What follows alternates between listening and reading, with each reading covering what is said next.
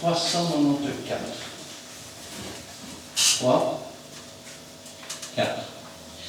Jésus-Christ est vivant, tressaillons d'espérance pour le cœur repentant. Voici la délivrance. Chantons, chantons, l'hymne nouveau, gloire au vainqueur, gloire à l'agneau. Jésus-Christ est vivant, Dieu visite la terre, c'est le soleil levant qui d'en haut nous éclaire. Gloire à son nom, louange, honneur à Jésus-Christ, le grand vainqueur. Jésus-Christ est vivant, notre foi n'est pas vaine. Du péché dégradant, il a brisé les chaînes. Chantons, mon cœur, ta liberté. Jésus-Christ est ressuscité.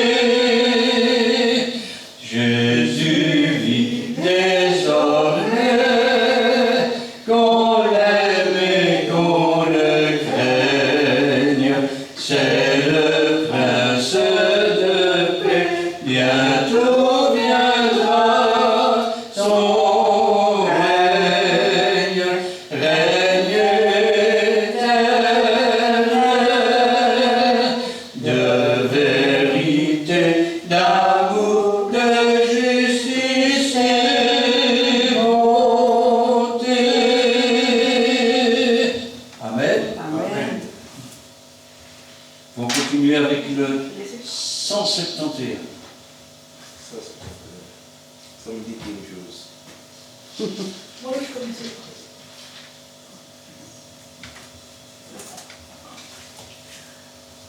Ah, je commence à le connaître. Il y en a, oui, mais pas celui-là. Je voulais chanter.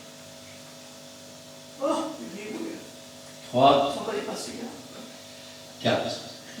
Les yeux fixés sur Jésus, je le suis pas à pas, car en lui j'ai le salut qui m'acquit à Golgotha. Son Saint-Esprit me conduit, son sang me purifie. Jésus est mon seul appui, le Saint-Livre me le dit.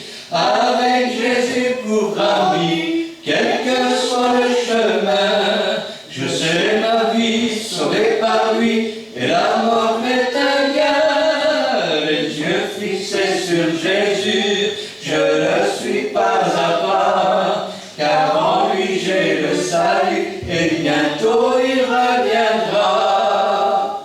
Amen. Amen. Et le numéro 8.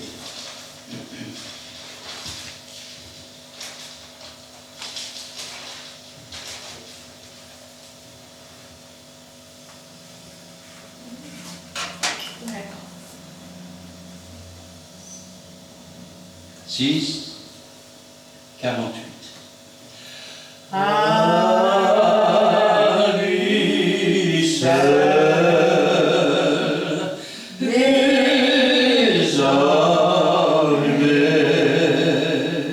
sa propre vie il donna pour moi, frappé pour mes péchés sur la croix. À lui seul,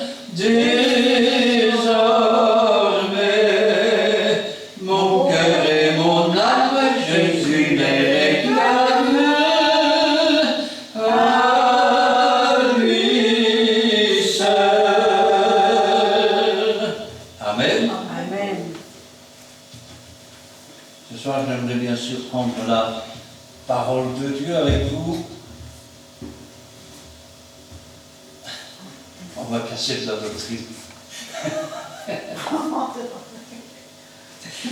Alors j'aimerais la prendre avec vous dans 1 Corinthiens, chapitre 15.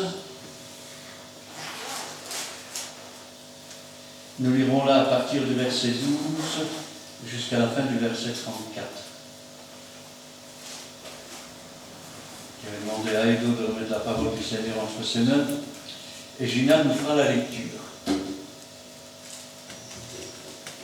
Éternel Dieu, nous voici Père Saint, à l'aide que nous devons écouter ta parole. Inspire Père Saint l'instrument qui t'a choisi.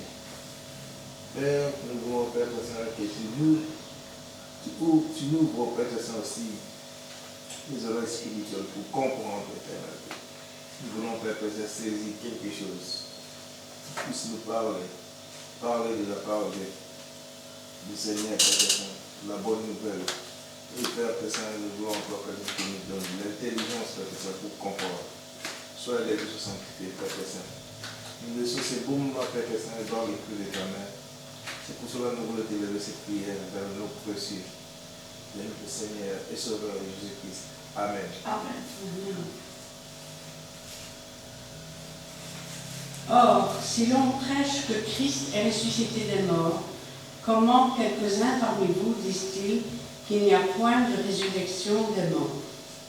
S'il n'y a point de résurrection des morts, Christ non plus n'est pas ressuscité. Et si Christ n'est pas ressuscité, notre prédication est donc vaine, et votre foi aussi est vaine. Il se trouve même que nous sommes de faux témoins à l'égard de Dieu, puisque nous avons témoigné contre Dieu qu'il a ressuscité Christ, tandis qu'il ne l'aurait pas ressuscité si les morts ne ressuscitent point. Car si les morts ne ressuscitent point, Christ non plus n'est pas ressuscité. Et si Christ n'est pas ressuscité, votre foi est vaine, vous êtes encore dans vos péchés. Et par conséquent aussi, ceux qui sont morts en Christ sont perdus. Si c'est dans cette vie seulement que nous espérons en Christ, nous sommes les plus malheureux de tous les hommes. Mais maintenant, Christ est ressuscité des morts. Il est les prémices de ceux qui sont morts. Car, puisque la mort est venue par un homme, c'est aussi par un homme qu'est venue la résurrection des morts. Et comme tous meurent en Adam, de même aussi tous revivront en Christ, mais chacun en son rang. Christ comme prémisse, puis ceux qui appartiennent à Christ lors de son avènement. Ensuite viendra la fin, quand il remettra le royaume à celui qui est Dieu et Père, après avoir détruit toute domination, toute autorité et toute puissance. Car il faut qu'il règne jusqu'à ce qu'il ait mis tous les ennemis sous ses pieds. Le dernier ennemi qui sera détruit, c'est la mort. Dieu, en effet, a tout mis sur ses pieds. Mais lorsqu'il dit que tout lui a été soumis, il est évident que celui qui lui a soumis toutes choses est accepté. Et lorsque toutes choses lui auront été soumises, alors le Fils lui-même sera soumis à celui qui lui a soumis toutes choses, afin que Dieu soit en tous. Autrement, que feraient ceux qui se font baptiser pour les morts? Si les morts ne ressuscitent absolument pas, pourquoi se font-ils baptiser pour eux? Et nous, pourquoi sommes-nous à toute heure en péril? Chaque jour, je suis exposé à la mort, je l'atteste, frère, par la gloire dont vous êtes pour moi le sujet en Jésus-Christ notre Seigneur. Si c'est dans des vies humaines que j'ai combattu contre les bêtes à Éphèse, quel avantage m'en revient-il si les morts ne ressuscitent pas? Mangeons et buvons, car demain nous mourrons. Ne vous y trompez pas, les mauvaises compagnies corrompent les mauvaises mœurs. Revenez à vous-même, comme il est convenable, et ne péchez point, car quelques-uns ne connaissent pas Dieu. Je le dis à votre honte. Amen. Amen.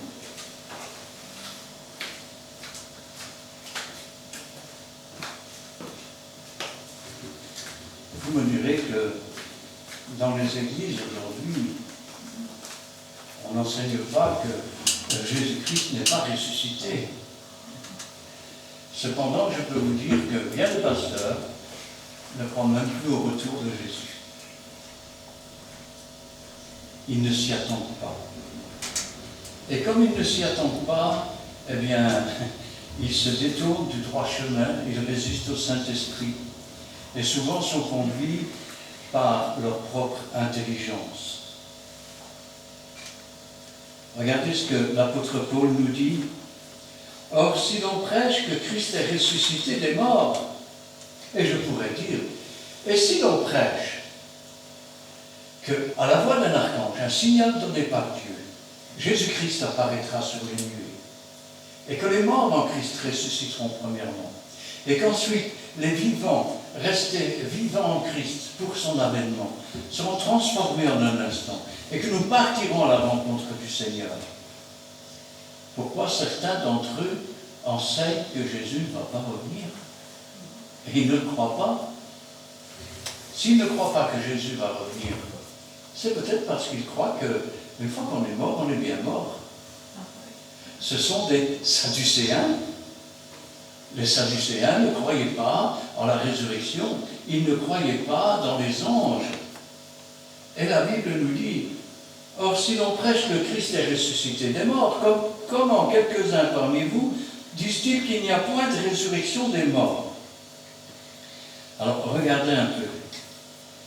Si Christ n'était pas ressuscité, si Christ était mort et bien mort, ce qui n'est pas le cas, entre parenthèses. Rappelez-vous ce qu'ont dit les anges. Pourquoi cherchez-vous parmi les morts celui qui est vivant? Certes, Bouddha est dans sa tombe, Mohamed est dans sa tombe. On peut dire que Shiva est quelque part dans sa tombe. David lui-même est dans sa tombe, mais Jésus-Christ, il est ressuscité. Alors, s'il n'y a point de résurrection, et que les morts donc ne ressuscitent pas, Christ non plus n'est pas ressuscité. Et si Christ n'est pas ressuscité, notre prédication est donc vaine et votre foi aussi est vaine. Ça veut dire que ces gens qui ne croient pas que Jésus va revenir, et donc s'ils n'y croient pas, c'est parce qu'ils pensent qu'il est mort, eh bien, ce sont des gens aussi dont la prédication est vaine. Parce que si je peux espérer que dans les bienfaits de Dieu, pendant ma vie sur cette terre, regardez ce qui est marqué dans l'Ancien Testament. Les injustes prospèrent. Ah oui, donc, il faudrait alors que je devienne injuste pour prospérer. Et donc, je vais dire, quelque part, je pourrais, ou on pourrait, jeter notre Bible. Ah oui, c'est mal parlé ce que je dis, mais si Christ n'est pas ressuscité, alors je ne vais pas ressusciter non plus, puisque je suis toujours un pécheur, mes péchés sont toujours là. Donc, je vais mourir, et quand je serai mort, je serai bien mort. Est-ce que ce n'est pas la doctrine des païens, la doctrine des inconvertis? Vous leur dites, qu'est-ce qui se passe après? Après on vieillit, et après, on meurt, et après, on nous met dans un trou, et après, bon, je ne sais pas, ça s'arrête là. Il se trouve même que nous sommes des faux témoins à l'égard de Dieu. Oui, mais attention, parce que si Jésus n'est pas ressuscité, et que mort, il est bien mort, alors Dieu est probablement mort aussi. Mais alors je serai un faux témoin envers Dieu, puisque je témoigne que Jésus-Christ est ressuscité alors qu'il ne le serait pas. Alors je vous rassure tout de suite, moi je suis presque comme saint Thomas. Je ne crois que ce que je vois. Et je peux dire que dans ma vie, j'ai vu 2 fois Jésus. J'ai entendu Jésus me parler une fois et j'ai entendu le Saint-Esprit me gronder une fois. Oui. C'est beau ça. Alors, il se trouve même que nous sommes de faux témoins à l'égard de Dieu, puisque nous avons témoigné contre Dieu qu'il a ressuscité Christ, tandis qu'il ne l'aurait pas ressuscité si les morts ne ressuscitent pas. Car si les morts ne ressuscitent pas, Christ non plus n'est pas ressuscité. Et si Christ n'est pas ressuscité, notre foi est vaine et nous sommes encore dans nos péchés. Et par conséquent aussi, ceux qui sont morts en Christ sont tous perdus. Wow. Vous entendez, monsieur le pasteur, vous qui vous demandez, vous croyez vraiment que Jésus va revenir un jour?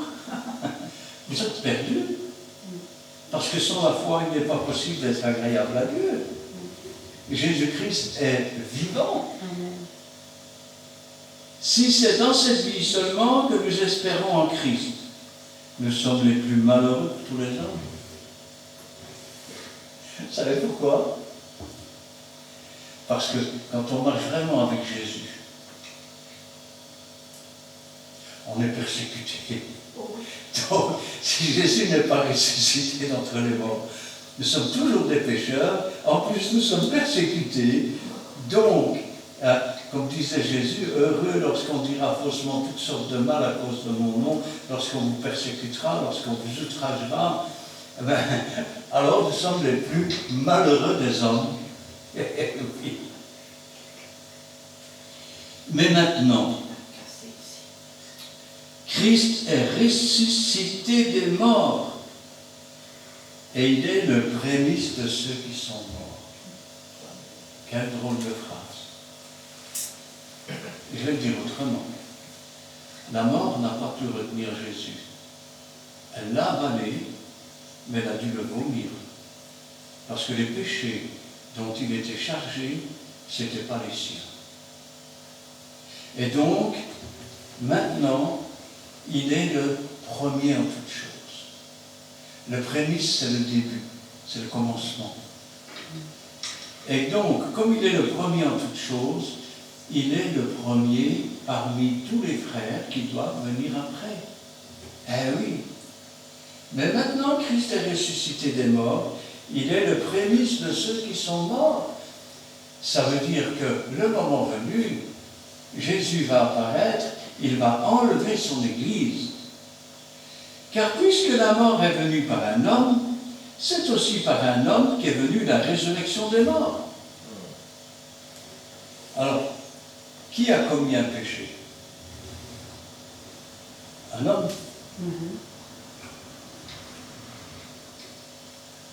C'est un homme qui a commencé le premier. Le prémisse de la chute et, je vais dire, de la déconnexion avec Dieu, c'est l'homme. Donc, le péché est venu par un homme féminin ou masculin, aucune importance. Le péché est venu par un homme.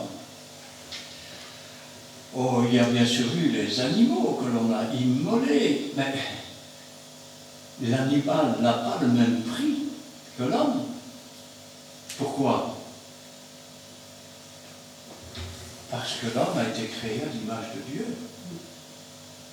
Et donc, il fallait, pour prendre le péché d'un homme créé à l'image de Dieu et déchu, il fallait un homme parfaitement homme, parfaitement Dieu et parfaitement saint. Pour toute chose, il doit y avoir un prix équivalent. Le péché était entré par un homme. Rappelez-vous que dans le jardin d'Éden, l'homme dominait sur les animaux. Ce qui veut dire qu'il était supérieur aux animaux. Ça veut dire aussi que quand le serpent, le plus rusé de tous les animaux, s'est adressé à lui, il aurait dû dominer.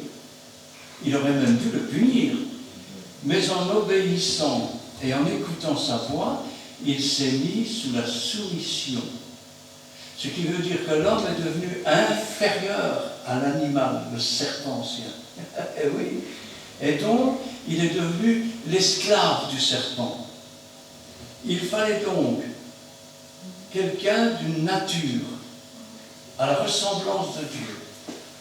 Il fallait aussi qu'il soit parfaitement homme. C'est pour ça que Dieu a envoyé son Fils et que le Saint-Esprit a engendré un corps pour qu'il entre dans ce corps d'homme, parfaitement homme, parfaitement Dieu, parfaitement saint, afin que son sacrifice ait du poids dans la balance. Et donc qu'il puisse ainsi prendre la punition que méritaient nos péchés. Il est évident que même si j'avais voulu prendre les péchés de ma femme, ben, qui aurait pris les miens? Ma femme? Il n'y en avait pas un pour acheter l'autre. Tous sont pécheurs, à l'exception d'un seul. Remarquez la terminaison qu'on lui donne. Il est le second Adam. Adam a été tiré de la poussière. Il n'est pas né du ventre d'une femme. Et le second Adam, son corps a été engendré par le Saint-Esprit, non par le corps de Marie, mais par le Saint-Esprit, dans le ventre de Marie. Et Jésus est venu habiter dans ce corps. C'est pourquoi il est marqué que son ventre est poli. C'est-à-dire qu'il est le deuxième, je vais dire, parfaitement homme, qui n'est pas sorti du ventre réellement d'une femme, qui n'était pas relié à un cordon ombilical, et dont le ventre était poli. C'est ce qui est marqué dans l'Ancien Testament. Mais maintenant, Christ est ressuscité des morts, il est les prémices de ceux qui sont morts. Car puisque la mort est venue par un homme, c'est aussi par un homme qu'est venue la résurrection des morts. Et comme tous meurent en Adam, ah oui, nous sommes tous descendants d'Adam, et à cause de ça, nous sommes tous morts par nos offenses. De même, tous aussi vivront en Christ, mais chacun en son rang. Qu'est-ce que cela veut dire? Ça veut dire que nous sommes tous différents. Même les étoiles dans le ciel, elles ont tous un aspect différent, une taille différente, une luminescence différente. Et ainsi, Dieu les a placés comme il l'a voulu, chacun en son rang, pour marquer les saisons, pour marquer les époques. Le grand luminaire pour marquer le jour, le petit luminaire pour marquer la nuit. Ainsi, Christ comme prémisse, puis ceux qui appartiennent à Christ lors de son avènement. Alors, qui appartient à Christ? Ce sont tous ceux qui sont morts pour le monde et ressuscités en nouveauté de vie. Ce sont tous ceux qui sont nés d'eau et d'esprit et qui sont nés de nouveau. Ce sont tous ceux qui ont accepté Jésus-Christ comme sauveur, qui marchent avec Jésus, qui vivent avec Jésus et qui, je vais dire, prospèrent spirituellement. Ensuite viendra la fin, quand il remettra le royaume à celui qui est Dieu et Père. Après avoir détruit toute domination, toute autorité, toute puissance.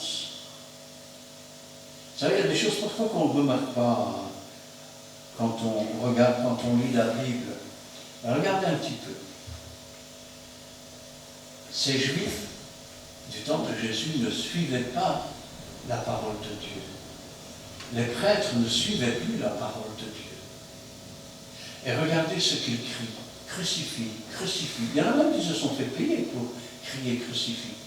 Ça veut dire que si on leur avait donné de l'argent pour vendre leur propre mère, ils l'auraient fait. Ben oui. Et puis, Jésus arrive sur la croix, son sang commence à couler. Et regardez quel changement de discours. Le diable comprend qu'il vient de se faire avoir et qu'il est en train de perdre sa puissance. Si tu es le Fils de Dieu, descends de ta croix afin qu'on croie en toi. Poussé toujours par l'esprit du diable, le prince de ce monde, eh bien, qu'est-ce qu'il dit? Descends de la croix. montre-moi, prouve-moi que tu es le Fils de Dieu, descends de la croix, je croirai en toi. Mais non, s'il descend de la croix, le sacrifice sera imparfait, incorrect. Et donc, nous continuerons à être morts. Le diable, voyant qu'il avait perdu la bataille, change ses batteries. Ça veut dire que le diable, vous savez comment on dit chez nous? C'est un tourneur de frac. Un tourneur. Il retourne sa veste. Ah, un tourneur de frappe. Il retourne sa veste. Ça veut dire que quand il pense avoir la victoire d'une façon, il fonce dans un sens, et s'il voit que, parce qu'il fait souvent une œuvre qu'il trompe, quand il voit qu'il a été trompé, il essaie de revenir en arrière. Malheureusement, avec Jésus, ça n'a pas marché. Alors, et comme tous meurent en Adam, de même aussi tous revivront en Christ, mais chacun en son temps. Christ comme prémisse, puis ceux qui appartiennent à Christ lors de son avènement. Ensuite viendra la fin, quand il remettra le royaume à celui qui est Dieu et Père, après avoir détruit toute domination, toute autorité, toute puissance. Car il faut qu'il règne jusqu'à ce qu'il ait mis tous les ennemis sous ses pieds. Et le dernier ennemi qui sera détruit, c'est la mort. C'est ce qui est marqué dans l'Ancien Testament. Ô mort, où est ta victoire? L'aiguillon de la mort, c'est le péché. Et j'ai envie de dire que Jésus a porté la couronne d'épines, la couronne d'aiguillon sur sa seule tête, afin que la mort ait sa part et qu'elle n'ait plus rien à réclamer.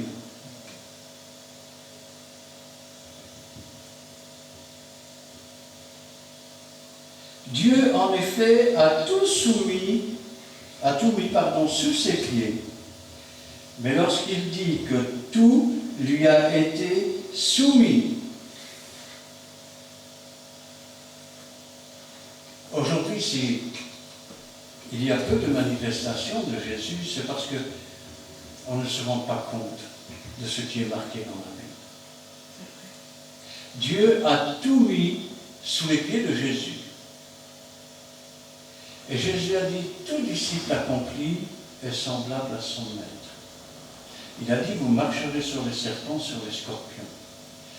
Tout ce que vous demanderez en mon nom, je le ferai. Il n'a pas dit peut-être, on verra bien. Tout ce que vous demanderez en mon nom, je le ferai. Or, le nom de Jésus, c'est le nom et la puissance devant laquelle tout a été soumis. Soumis. C'est pourquoi il est écrit dans la Bible, le diable et les démons croient aussi, mais ils tremblent, ils ont peur. Eh oui. Il est évident que celui qui lui a soumis toutes choses est accepté. C'est-à-dire que lui soumettant toutes choses sur la terre, dans les cieux, sous la terre, sous les eaux, ben, il est évident que Dieu lui-même ne s'est pas soumis à son Fils. Et lorsque toutes choses lui auront été soumises, alors le Fils lui-même sera soumis à celui qui lui a soumis toutes choses, afin que Dieu, vous voyez encore un but, hein, quand tout lui aura été soumis, je veux dire quand toutes les prophéties auront été accomplies, eh bien, Dieu sera en tous. Dieu le Père, carrément. Nous serons comme Dieu le Père, Dieu le Fils, Dieu le Saint-Esprit. Nous serons un. C'est ce qui est marqué dans la Bible. Nous connaîtrons comme nous avons été connus. Autrement, que feraient ceux, écoutez bien, ceux qui se font baptiser pour les morts, si les morts ne ressuscitent absolument pas? Pourquoi se font-ils baptiser pour eux? Ça ne tient pas debout, là. Quoi? Ça ne tient pas debout. Qu'est-ce qui ne tient pas debout? Ça ne va pas pour les morts. S'ils se font baptiser que c'est pour les morts, ça ne sert à rien, non? Ah bon? Alors il faut se faire baptiser pour être... Tu contredis la parole de Dieu? Non, je veux dire pour être avec Dieu. Mais non. S'il n'y a pas de résurrection, pourquoi on se ferait baptiser pour les morts? Ah non, ça non, on ne peut pas. Non, ça non. Si, C'est pas de c'est ce qui est résurrection. marqué. Ah oui, c'est vrai, oui. Bon, Oui, pas alors trop. on va essayer de comprendre un petit peu. Oui. Ce à quoi tu penses, toi, c'est la doctrine des Mormons. Joseph Smith, en 1840, Oui. a lu ce texte. Et comme chez les Mormons, ils sont très spirituels, je vais vous donner un exemple, parce que les Mormons ne font pas seulement que le livre des Mormons, ils font aussi des films. Hein. Alors, vous avez un prophète, Léhi. Léhi ou Léhi? Oui, oui, oui. Eh bien, ce prophète aurait vécu au temps de Noé. Ah bon? Oui. Et pendant que Noé annonçait le déluge, tenez-vous bien, Oui. Léhi, lui, fut envoyé par Dieu chez les Ismaélites, Ah bon? chez ses frères Ismaélites. Ah oui. Ça me pose un problème. Parce que, attends, les Ismaélites n'existaient pas. Vous avez Noé qui est monté dans l'arche, 8 personnes furent sauvées. Il n'y a pas de Léhi là-dedans, ni même de théière, ni de Paulé. Ah oui. Non, non. Il y a 8 personnes qui ont été sauvées. Après, les hommes ont commencé à se multiplier sur la terre après le déluge. Puis, il y a eu la tour de Babel. Puis, il y a eu des siècles pendant lesquels Dieu n'a pas parlé. Et puis, il a été cherché en Irak, c'est-à-dire en Mésopotamie, Abraham. Et Abraham a engendré Ismaël. Donc, à ce temps-là, il n'y avait pas encore des Ismaélites. Il y avait juste un petit garçon Ismaël. Les Ismaélites apparaîtront encore plus tard. Donc, on voit que là, alors, pour pouvoir se faire baptiser pour les morts, voilà comment ils produisent la chose. Ils ont d'abord, je vais dire, acquis des locaux sécurisés dans lesquels ils ont mis tous les actes de naissance de la terre entière. Et quand un mormon trouve la liste de ses ancêtres, parce qu'eux aussi gardent la liste de tous les baptisés chez eux, si un ancêtre n'a pas été baptisé, eh bien, il prend l'identité de l'ancêtre et il se fait baptiser pour l'ancêtre. Alors, je vais vous dire une chose, il est réservé aux hommes de mourir une fois, ensuite il y a le jugement. Ou tu as accepté Jésus et tu montes au ciel, ou tu ne l'as pas accepté, parce que ce n'est pas le baptême d'eau qui sauve. Non. Alors, certains, je veux dire, traduisent cette phrase, ils se font baptiser à cause de ceux qui sont morts. Pourquoi à cause de ceux qui sont morts? Parce qu'ils seraient morts en héros, dans la paix, dans la joie. Ça me pose un problème. Parce qu'au moment où ça a été écrit chez les Corinthiens, ben, il n'y avait pas de persécution ni de mort. Donc, à cause de quel témoin? Mais alors, qu'est-ce que ça veut dire cette phrase? Hein? Et je dis oui, je me suis fait baptiser à cause des morts. Et tout véritable chrétien se fait baptiser à cause des morts.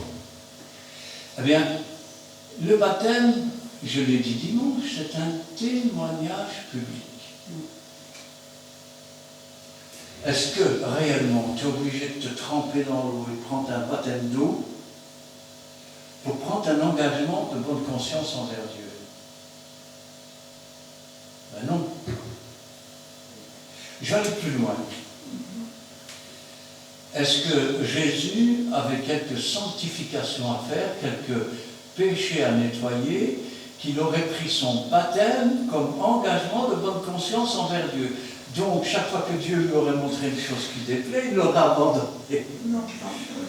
Non, puisque si ça avait été le cas, il serait mort et bien mort, ça c'est sûr. Donc, pourquoi Jésus s'était baptisé? Puisque ça ne lui sert à rien. Et pourtant, quand Jean-Baptiste va lui dire comment c'est toi qui viens à moi, c'est moi qui ai besoin d'être baptisé par toi. Parce que c'est Jésus qui baptise du Saint-Esprit. C'est une obéissance. Qu'est-ce qu'il lui dira? Il dira, il est convenable de faire ce que Dieu demande. Mais pourquoi Dieu va demander une chose pareille? Alors, le jour où tu as pris ton baptême, tu es venu toute seule pour le baptême ou tu es venu avec des gens qui t'ont accompagné? Il y a des gens qui m'ont accompagné, C'était des convertis? des non-convertis, Des non-convertis. oui, qui sont venus dans l'église. Ah, donc, tu as rendu témoignage que tu mourais pour le monde, Oui. que tu ressuscitais en nouveauté de vie. Et pourquoi l'as-tu fait devant ces gens? À cause qu'ils sont morts par leurs offenses. Voilà. Oui, c'est vrai. C'est un témoignage public. Et même le docteur. Ben oui, mais c'est un témoignage public. Ces gens étaient morts par leurs offenses. Et tu t'es fait baptiser à cause des morts. En témoignage public devant ces gens qui sont morts, afin que eux aussi cherchent et trouvent. C'est ça que ça veut dire. Si Christ n'est pas ressuscité, ça ne servira pas de se faire baptiser publiquement pour que les gens voient, pour que les gens s'interrogent, pour qu'ils s'approchent.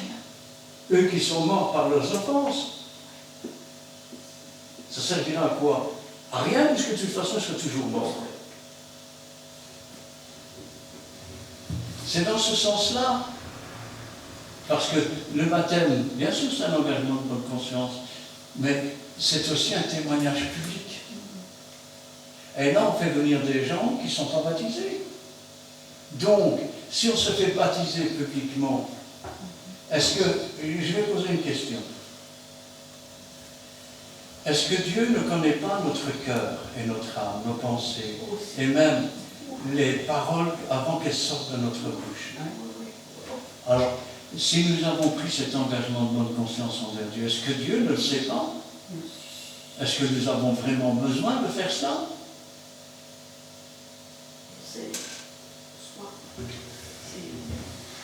N'avez-vous jamais lu? Peut-on refuser l'eau du baptême à ceux qui ont reçu le même esprit que nous au commencement? S'ils ont reçu le même esprit, c'est pourquoi? C'est parce que dans leur cœur, l'engagement était déjà pris. Et pourtant, ils n'avaient pas encore pris leur baptême d'eau. On se fait baptiser. Non, bien sûr, on se fait baptiser parce qu'on veut, je vais dire quelque part aussi, concrétiser par un acte. Je pourrais même dire quelque chose. Le baptême d'eau, c'est la première œuvre. Vous direz non, je me suis converti, j'ai même parlé de Jésus, mais c'est la première œuvre de la foi. De la foi. Parce que nous manifestons que nous mourons pour le monde, alors que réellement nous ne sommes pas encore tout à fait morts. Et que nous ressuscitons en nouveauté de vie. Et parfois la nouvelle naissance ne vient que quelques mois plus tard. C'est le premier acte de foi. Eh oui. Et c'est aussi, ce baptême, c'est aussi en témoignage public devant ceux qui sont encore morts par leurs offenses. Je peux vous dire que le jour où j'ai pris mon baptême d'eau, 2 des personnes qui m'accompagnaient se sont converties. Je n'ai pas eu peur de rendre un témoignage et de dire toute la vérité. Eh oui. Parce que, regardez un petit peu, même, je vais dire, le pasteur qui baptise, il va baptiser sous quel critère? Eh bien, sur le commandement de mon Maître Jésus-Christ, faites des disciples, baptisez-les, et sur la déposition de ton propre témoignage. Témoignage. Le baptême est un témoignage aussi. Ainsi donc, autrement, que feraient ceux qui se font baptiser pour les morts? Si les morts ne ressuscitent absolument pas, pourquoi se font-ils baptiser pour eux? Ben oui, parce que si maintenant Jésus n'est pas ressuscité, réfléchissons un petit peu, ben, ils sont toujours morts par nos offenses. Et c'est pas parce qu'on va les tremper dans l'eau qu'on va quelque part ressusciter en nouveauté de vie. Donc, cette image de résurrection serait fausse aussi. Donc, ceux qui seraient morts par leurs offenses et qui nous accompagnent ne seraient pas plus morts que nous ne le sommes et que nous le sommes toujours. Alors pourquoi seraient-ils baptisés pour les morts? Commence à comprendre maintenant? C'est pour ceux qui sont encore morts en Christ. Eh oui. Parce que, rappelez-vous, même dans l'Ancien Testament, tu n'invoqueras pas les morts en faveur des vivants.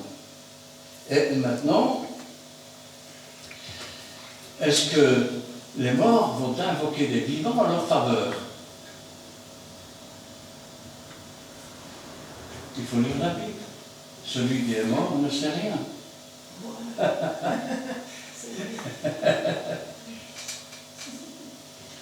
Et nous, pourquoi sommes-nous à toute heure en péril?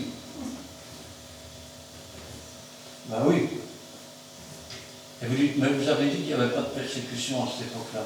Mais pourquoi sont-ils en péril? Et pourquoi sommes-nous en péril? Pourquoi es-tu en péril?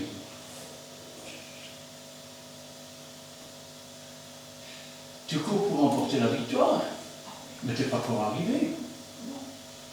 Donc, tant que tu n'as pas franchi la ligne d'arrivée, tu es toujours en danger. Paul disait que je ne prenne garde après avoir prêché de ne tomber moi-même. Eh oui, ça veut dire que nous devons rester éveillés, nous devons rester vigilants, doux comme des colombes, prudents comme des serpents. Parce que la ligne d'arrivée, ben, c'est au moment où le fil de notre vie est coupé. À partir de là, on ne sait plus revenir en arrière. Ça veut dire que si tu n'es pas prêt, tu auras beau dire si j'avais su, il fallait savoir avant. Mais si tu es prêt, ben, tu n'as plus rien à redouter. Mais tant que tu es vivant, tu es toujours en péril. Eh oui. Et nous, pourquoi sommes-nous à toute heure en péril? Et il ne dit pas seulement le matin, à midi ou hier, il y a 3 mois, à toute heure, à chaque instant. Chaque jour, je suis exposé à la mort. Je l'atteste, frère, par la gloire dont vous êtes pour moi le sujet en Jésus-Christ notre Seigneur. Ne sommes-nous pas exposés à la mort? N'avez-vous jamais lu ce que dit David? Quand je marche dans la vallée de l'ombre de la mort, je vais le dire autrement, quand je marche dans ce monde où les gens pensent être vivants, mais en fait ils sont morts par leurs offenses, et ils vivent déjà l'ombre de ce qui les attend s'ils ne se convertissent pas. Eh oui. Si c'est dans des vues humaines que j'ai combattu contre les bêtes à Éphèse, quel avantage m'en revient-il si les morts ne ressuscitent pas? Ben oui. Si nous avons lutté contre les dominations, contre les esprits méchants dans les lieux célestes, quel avantage nous avons si les morts ne ressuscitent pas? Ça sert à quoi? Alors, allons, on va aller tous au resto, on va manger, on va boire, on va faire la fête, mangeons et buvons, demain nous mourrons.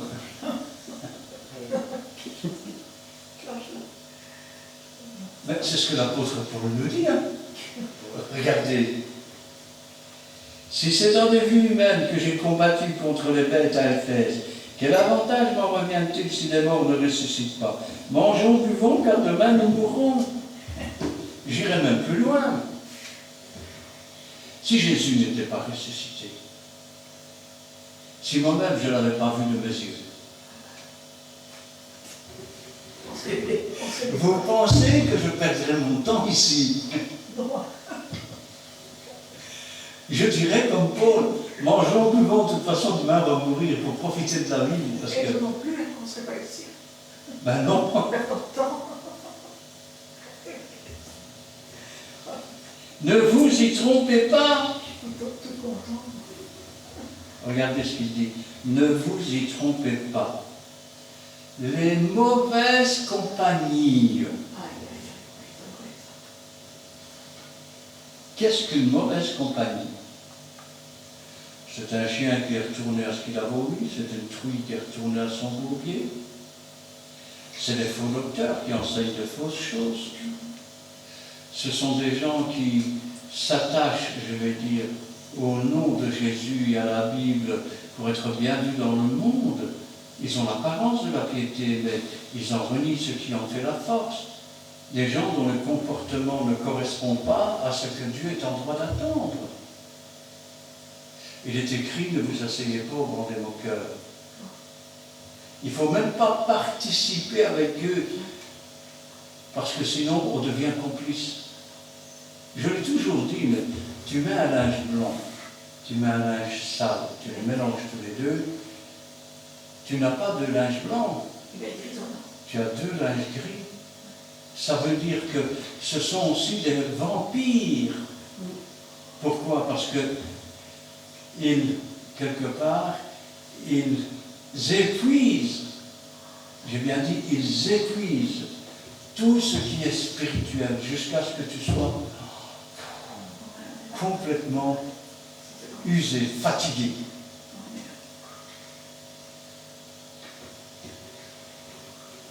Vous avez dit quoi, frère? J'ai dit que les vampires existent. Mais ce n'est pas des gens avec des longues dents. Ce n'est pas des nobles qui ont eu la porphyrie.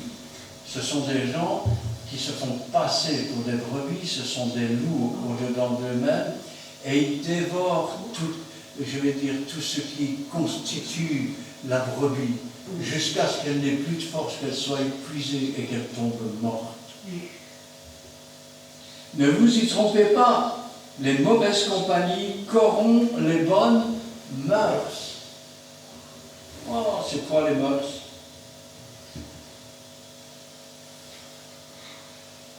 Je vais dire autrement. Sans l'Esprit de Dieu,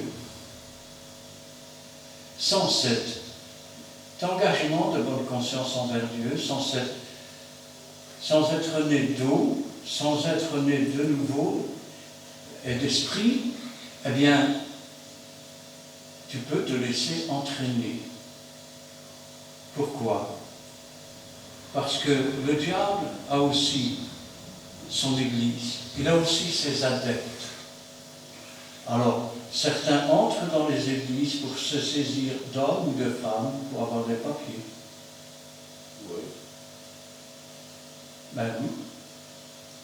Il y en a qui rentrent dans les églises pour essayer de profiter des frères et des sœurs. Ils s'imaginent que dans les églises, c'est des chrétiens, donc si je demande ça, ils vont me le donner. Sinon, ce ne sont pas de bons chrétiens. Des profiteurs. Ça, c'est vrai, ça.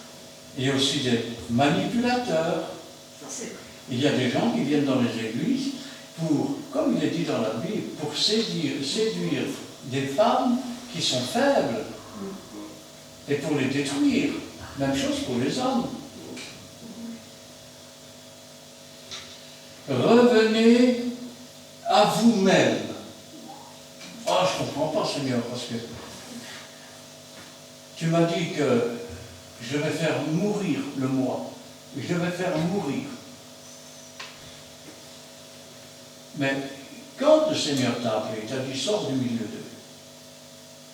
Alors tu es sorti du monde. Puis, tu as pris un engagement de bonne conscience envers Dieu. Et tu as décrété que tu mourrais pour le monde et que tu ressuscitais en nouveauté de vie. Quand il dit reviens toi-même, ça ne veut pas dire reviens à ce que tu as été avant de connaître Jésus, mais reviens à ce que tu étais avant de mettre ton pied sur le côté. C'est-à-dire un enfant de Dieu, pur, parfait, sans tache. Revenez à vous-même, comme il est convenable.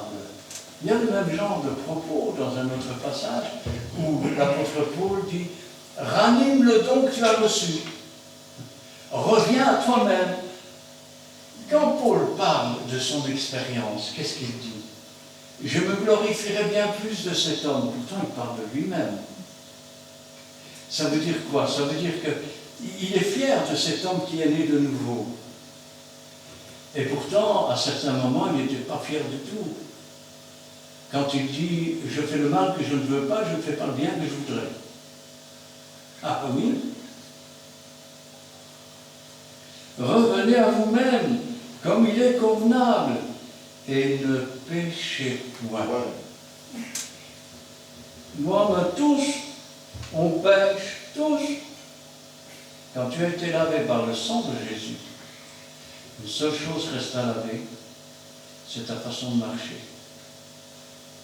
Et ce que tu fais comme péché dans l'ignorance, Dieu ne tient pas compte de ton ignorance. Ça veut dire que normalement, devant Dieu, tu dois être pur, parfait, sans tache. Chaque fois que Dieu te montre un péché, c'est ça aussi le baptême. Chaque fois que Dieu te montre un péché, tu t'engages à faire tout pour l'abandonner. Et Dieu s'engage à t'en délivrer. Et ne péchez point. Celui qui marche selon l'esprit ne pêche pas. C'est marqué dans la Bible. Hein? Car quelques-uns ne connaissent pas Dieu. Et pourtant, ils enseignent. Ils enseignent que Jésus-Christ n'est pas ressuscité. Ils enseignent que je ne crois pas vraiment que Jésus va revenir un jour. Ils enseignent que les prodiges et les miracles, c'était pour dans le temps, comme ça ils ont réglé tout le problème de la spiritualité. Ça veut dire que quand vous allez dans leur église, vous ne pouvez vous attendre à rien. Donc vous venez pour rien. Et vous vous attendez à obtenir rien. Ces hommes ne connaissent pas Dieu. Ces hommes ne connaissent pas Dieu. Ils ont peut-être une belle philosophie, une belle religion. Ils ont peut-être une belle morale ou une belle politique de vie. Mais ils ne connaissent point Dieu. Je le dis. Et c'est Paul qui le dit dans 1 Corinthiens. Je le dis à votre honte. À votre honte.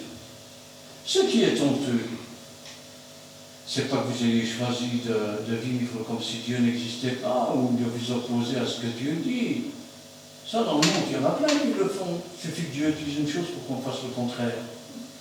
Ce qui est une honte, c'est que vous prétendez être des frères en Christ, alors que vous n'êtes nulle part. Vous êtes toujours morts par vos offenses.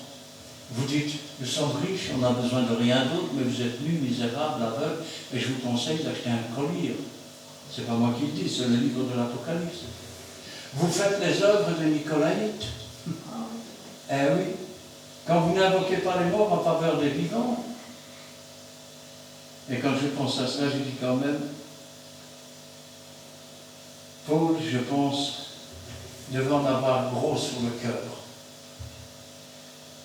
Quand il s'en va, il laisse une église et puis il apprend qu'on commence à enseigner que Jésus n'est pas ressuscité.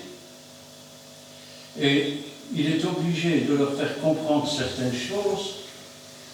Et ce qui est encore plus marrant, c'est ou décevant, ou je vais dire honteux, c'est quand l'apôtre Paul dit autrement, que feraient ceux qui se font baptiser pour les morts, et il y en a qui commencent à se faire baptiser pour ceux qui sont morts. Alors que le jugement, il est simple. La lumière étant venue dans le monde, ils ont préféré les ténèbres. Quand le fil de leur vie a été coupé, ils sont descendus dans le séjour des morts. C'est pas parce que vous allez vous tremper dans l'eau que le mort va obtenir. Parce qu'alors, excusez-moi, mais pourquoi Jésus est venu sur la terre? Je vais être grossier, mais si, imaginons, vous avez dans votre famille des gens qui ont vécu dans le péché toute leur vie, et même dans la malhonnêteté, qui sont descendus dans le séjour des morts. C'est rien, papy, je me baptise en ton nom, et papy monte au ciel. C'est pas la peine que Jésus vienne alors.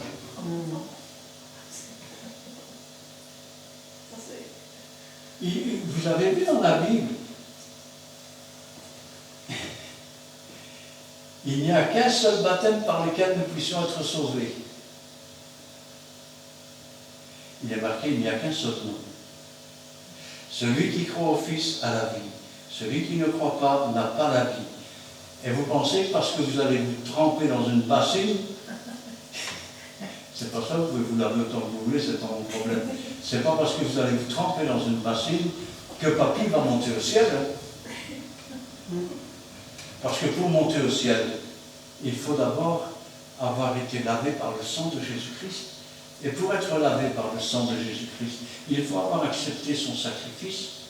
Ensuite, il faut avoir, je vais dire, grandi jusqu'à s'offrir soi-même sur l'autel de Dieu. Vous savez, dans ce cas, on pourrait dire aussi que vous faites un purgatoire. Chez les catholiques, il y a un purgatoire, oui, parce que si par exemple, vous n'êtes pas propre et que vous faites des péchés, vous allez dans un endroit, et puis quand vous avez payé le prix de votre pardon, alors vous avez bien mérité de monter au ciel. Sauf que le salut, c'est une grâce, ça ne se paye pas. À une certaine époque, les catholiques faisaient même des billets, vous vous donniez de l'argent, et ils vous donnaient un papier qui disait que vos péchés étaient pardonnés. Judas a reçu de l'argent pour vendre Jésus. C'est peut-être pour ça qu'il y a un coq au-dessus de l'église. Un de ces jours, il va chanter, vous allez voir. Il faut quand même rester sérieux. Parce que quand on a affaire à des gens qui ne croient pas que Jésus est vraiment ressuscité, ou qui viennent avec des doctrines tout à fait contraires à la parole de Dieu, nous devons d'abord voir, nous en tant que pasteurs, nous devons voir s'ils sont enseignables. Mais s'ils ne sont pas enseignables, il faut nous écarter de ces hommes. Parce que nous n'arriverons pas, à partir du moment où quelqu'un n'est pas enseignable, ça se voit souvent dans les sectes. Ben oui, ça se voit souvent dans les sectes. Quand on est bien endoctriné, ben les gens ne sont plus enseignables. Et quand on voit que quelqu'un n'est pas enseignable, on va faire qu'une chose, se fatiguer et s'épuiser. Ils vont devenir pour nous aussi des vampires. Et là, on va perdre, je vais dire, cette flamme. Pourquoi? Parce qu'à force de côtoyer des gens qui ne croient pas dans la parole de Dieu, le diable va finir par s'infiltrer et essayer de mettre des doutes. Eh oui, revenez à vous-même comme il est convenable. Ne péchez point, car quelques-uns ne connaissent pas Dieu. Et regardez ce qu'il dit aux Corinthiens. Je le dis à votre honte. Pourquoi il le dit à leur honte? Pourquoi c'est honteux pour eux? C'est simple, on ne s'assoit pas au grand de mon cœur. Rappelez-vous quand Paul écrit à cette église et qu'il dit il y a une débauche telle qu'il ne se rencontre pas dans le monde. C'est au point qu'il y en a un d'entre vous qui a pris la femme de son père. Vous et mon esprit, ensemble, jetons un tel homme dehors. Et pourquoi c'est honteux que ces gens puissent continuer comme cela? Parce qu'il manque l'esprit, il manque la consécration, il manque le discernement. N'avez-vous jamais lu que les injustes ne résistent pas dans le camp des justes? Ils ne résistent pas. Pourquoi? Parce que l'injuste n'est pas animé de l'Esprit de Dieu. Il est animé, ils ne connaissent pas Dieu, ils sont animés de l'esprit malin. Or, quand l'esprit commence à se manifester, quand la vérité commence à arriver, l'esprit malin ne le supporte plus. Alors, soit il sort de la personne, soit la personne et l'esprit s'en vont. Je le dis à votre honte. Si c'est là votre doctrine, que Christ n'est peut-être pas ressuscité, et que vous vous faites baptiser pour des gens qui sont morts dans le passé, je le dis à votre honte, vous ne connaissez pas Dieu et vous êtes perdus. Amen. Amen. Nous allons prier. Éternel, notre Dieu, notre Père, nous te louons, nous te rendons grâce. Béni sois-tu, gloire à toi, louange te soit rendue. Parce que ce soir encore, Seigneur, tu nous rappelles la doctrine de ta parole. Tu nous rappelles, Seigneur, que nous devons nous méfier, car beaucoup se sont introduits dans les églises. Certains sont des espions, D'autres sont des destructeurs. Leur but n'est pas de construire, leur but n'est pas de collaborer, leur but n'est pas de s'offrir à Dieu. Leur but est d'avoir une apparence, leur but est de pouvoir faire leurs 4 volontés et d'obtenir ce qu'ils veulent.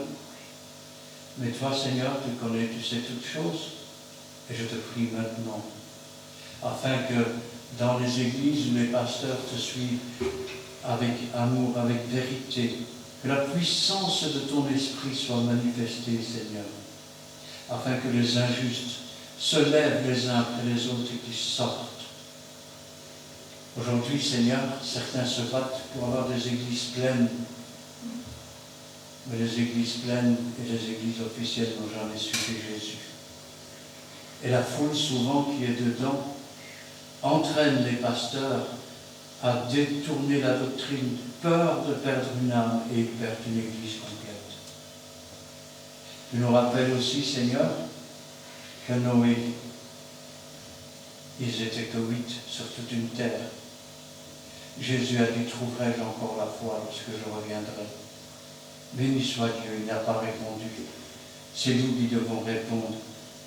Et nous pouvons dire, oui Seigneur, tu trouveras encore la confiance chez moi. Oui Seigneur, je veux continuer à te suivre. Oui Seigneur, je veux continuer par la puissance de ton esprit, par ta parole de Dieu. Oui Seigneur, je veux un jour te rejoindre dans le ciel, parce que je sais que tu es vivant, que tu es avec nous tous les jours, et que tu ne permettras pas que nous subissions des choses qui peuvent dépasser ce que nous pouvons supporter. Parce que toi, Seigneur, tu es notre bon berger. Et avec toi, Seigneur, nous pouvons marcher dans cette vallée de l'ombre de la mort, sachant que tu es tous les jours avec nous, sachant, Seigneur, que tu as prié, non pas de nous ôter du monde, mais de nous préserver du monde.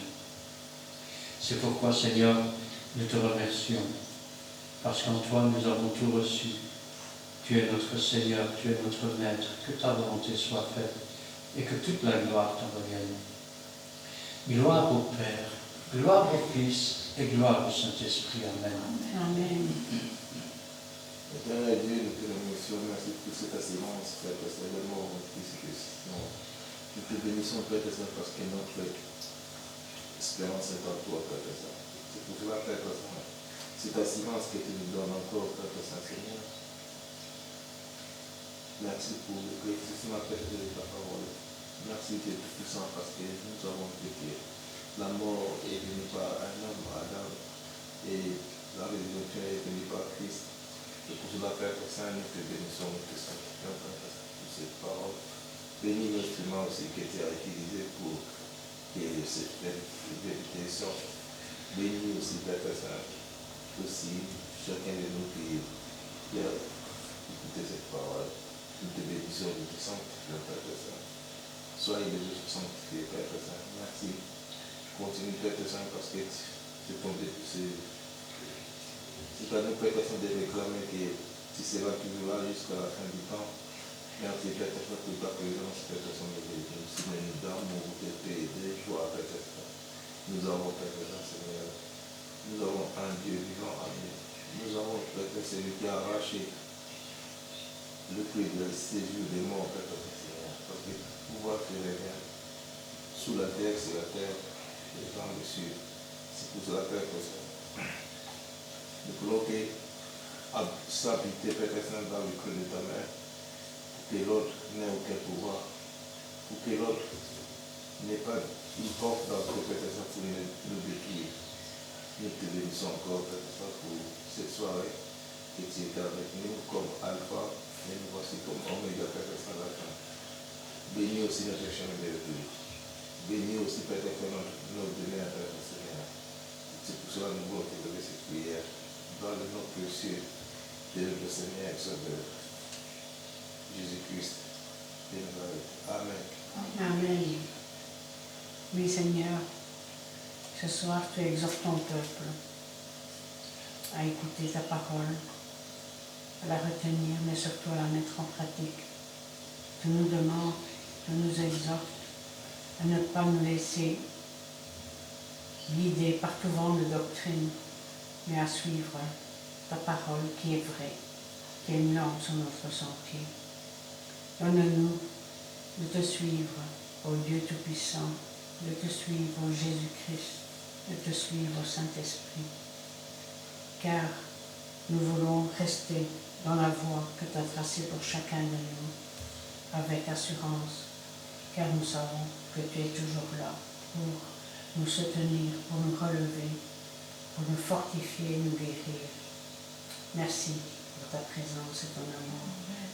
Merci pour ta bonté et ta miséricorde de chaque jour. Donne-nous d'être attentifs à ce que tu nous demandes, mais aussi de mettre en pratique cette parole qui est vraie. Viens en chacun de nous ranimer notre première flamme, ce premier amour que nous avons eu avec toi, afin de revenir à nous-mêmes, et tu nous invites à ne pas pécher. Oui, nous voulons, Seigneur, grandir en toi, pour toi et par toi, en nous exhortant les uns les autres, en nous abreuvant chaque jour par cette parole qui est vraie. Apprends-nous, Seigneur, à te rester fidèle. Apprends-nous à t'aimer, toi qui nous as aimés le premier, et à faire ce que tu nous demandes. Si parfois, Seigneur, les épreuves abondent, Seigneur, si parfois c'est trop lourd pour nous, mais c'est toi qui viens à notre secours. Car nous voulons, Seigneur, être dans ta vérité. Que la puissance de ton Saint-Esprit se manifeste en nous, qui brûle en nous tous les interdits cachés, tous les péchés oubliés, car nous voulons nous présenter devant toi saint et agréable, car nous t'aimons, Seigneur, de tout notre cœur. Et nous voulons, Seigneur, faire ce que tu nous demandes, mon Dieu. Interviens aussi, Seigneur, pour toutes ces personnes, Seigneur, qui ne sont pas convenables, Seigneur. Tous ceux, Seigneur, qui ne sont pas, Seigneur, dans ta volonté. Écarte-les, Seigneur, de notre chemin. Ne permets pas, Seigneur, de nous associer, Seigneur, avec eux, comme tu le dis dans ta parole. Écarte-nous des mauvaises directions, car nous voulons être sur ce chemin étroit qui conduit à la vie éternelle. Oui, Seigneur, merci pour cet enseignement précieux.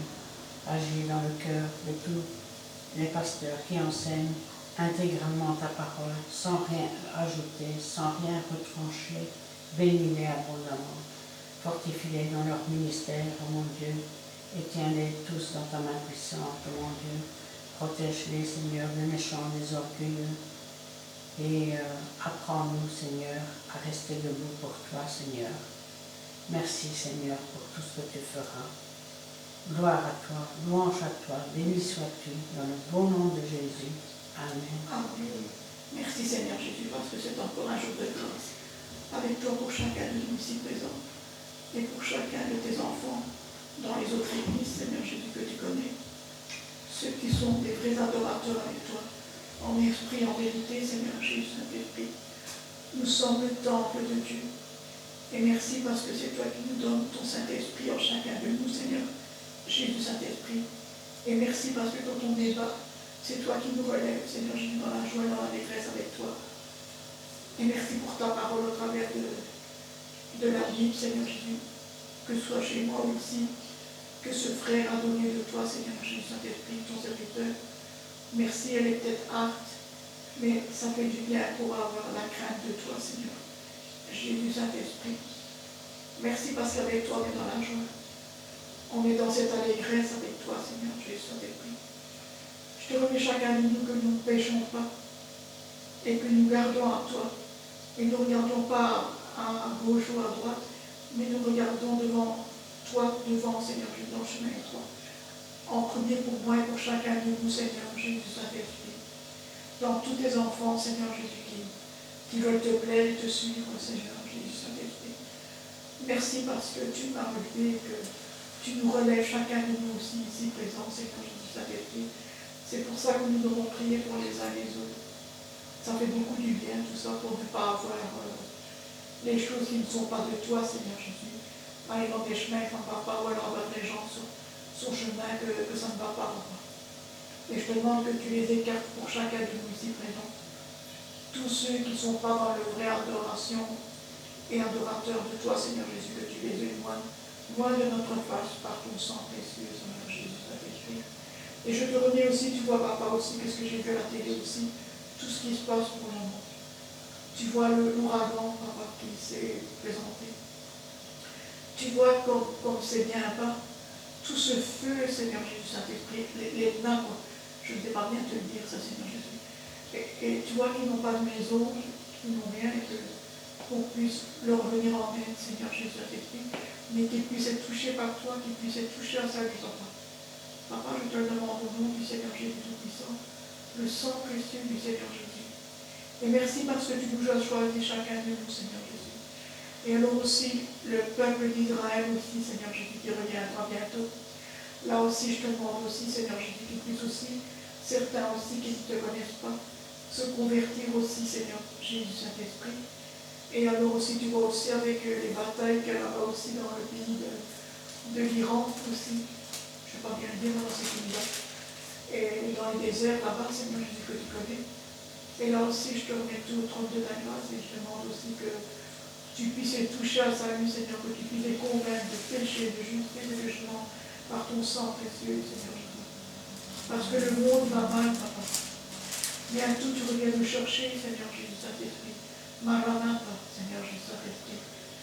Et tu es là au milieu de nous et tu nous entends. Et tu connais nos voix, tu connais nos soupirs, tu connais tout de nous, Seigneur Jésus. Et par des soupirs inexprimables, tu connais de quoi qu'on a besoin. Chacun de nous, Seigneur Jésus, Saint-Esprit. Merci, Seigneur Jésus, parce que tu me gardes dans ton chemin étroit et tu nous gardes chacun de nous ici présents aussi, Seigneur Jésus. Relève corps, âme, esprit. Et si nous sommes fatigués, viens nous en aide aussi, Seigneur Jésus, Saint-Esprit. Car tu nous connais, c'est l'automne qui approche. Mais l'hiver est proche aussi, Seigneur Jésus, Saint-Esprit, parce qu'on ressent bien que c'est un peu plus frais. Oui, Seigneur Jésus, Saint-Esprit. Et merci pour le beau temps que tu nous donnes, Seigneur Jésus. Merci pour ton amour que tu nous donnes de la croix, Seigneur Jésus, que tu as donné pour nous, que tu as versé ton sang, Seigneur Jésus. C'est tout mon cœur pour toi, Seigneur Jésus, qui n'est rien caché, que je te remets tout au trône de ta grâce, Seigneur Jésus. Merci parce que tu m'as choisi, tu m'as rattrapé, Seigneur Jésus, et parce que je suis revenu en toi, Seigneur Jésus, pour grandir encore avec toi, Seigneur Jésus. Pas rester au lieu, mais grandir avec toi, Seigneur Jésus. C'est vrai qu'il y a encore des paroles que je ne comprends pas bien, mais si on vient à la réunion, c'est pour apprendre aussi. Seigneur Jésus, ça fait heureusement qu'il y a encore des serviteurs de toi qui sont vrais, Seigneur Jésus, en adoration et en esprit, Seigneur Jésus, parce que où est-ce qu'on irait alors, Seigneur Jésus? Ta parole, alors elle serait pas bonne, alors elle serait vaine, mais heureusement qu'on a encore des serviteurs de toi, Seigneur Jésus. Enfin, je te remets le pasteur Christian, ton serviteur, que tu puisses le remplir toujours de ton Saint-Esprit Saint, parce qu'il est aussi fatigué, tu puisses le relever dans sa partie, dans tout, Seigneur Jésus. Et alors aussi pour Edo aussi, Seigneur Jésus, tu vois sa partie. Et là aussi que tu puisses le relever en tous les deux, Seigneur Christian et Edo, corps, âme, esprit, Seigneur Jésus, Saint-Esprit. Et pour Vigina aussi, qui est l'épouse de Christian. Là aussi, Seigneur Jésus, relève là aussi que sa partie, corps, âme, esprit aussi avec toi, Seigneur Jésus. Et moi-même aussi, Seigneur Jésus, Saint-Esprit. La même chose aussi, Seigneur Jésus, Saint-Esprit. Et pour d'autres chrétiens aussi que tu connais, qui sont vraiment avec toi dans le même esprit aussi, Seigneur Jésus, Saint-Esprit. Papa, je te remets tout cela au trône de ta grâce. Et au nom du Seigneur Jésus, tout-puissant, et le sang précieux de Jésus pour chacun de nous. Gloire, honneur et puissance à toi te soit rendue au nom du Seigneur Jésus, Saint-Esprit. Amen.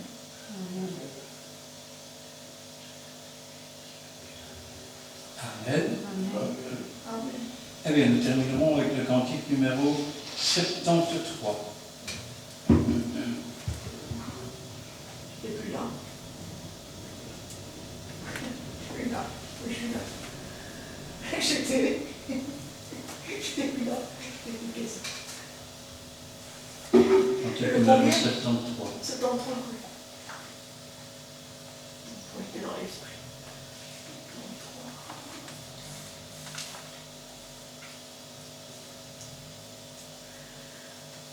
Et voilà. 3, 4. Dieu peut tout, n'importe où. chacun parmi nous. Dieu veut tout, il veut tout pour toi. Te sauver, te guérir de l'esprit, te remplir. Dieu peut tout, il peut tout pour toi. Si tu crois, tu verras que Jésus ne change pas. Viens à lui, viens aujourd'hui, il te bénira.